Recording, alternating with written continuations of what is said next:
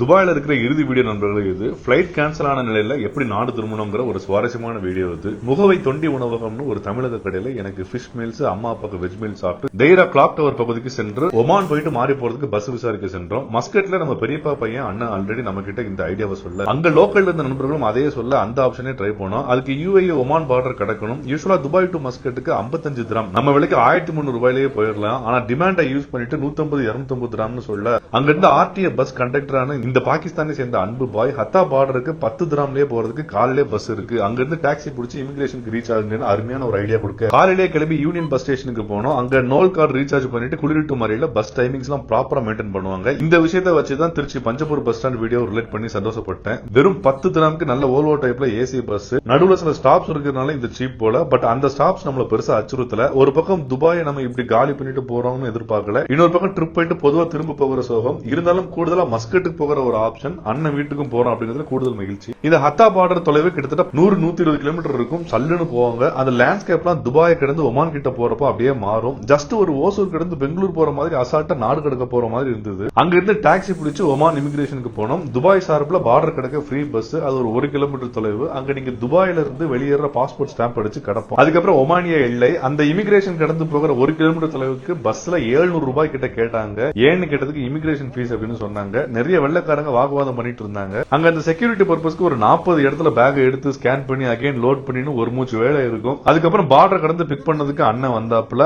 அவர் கூட அவரது மேலாளர் அவர் காரை எடுத்து வந்தாப்புல. அண்ணன் சொந்தக்காரங்க, உரிமை உள்ளவங்க. ஆனா அவரோட மேனேஜர் அவர் காரை எடுத்து வந்தது உதவி மனப்பான்மையின் உச்சம். அவர்கிட்ட மணிக்கணக்கில் கதைகளை கதைத்துக் கொண்டே மஸ்கட் மாநகரத்துக்கு வந்த இடம். லிஸ்ட்லே இல்லாத மஸ்கட் மினி சாப்டர் அடுத்து வரும். கண்டிப்பா பாருங்க. நன்றி, வணக்கம்.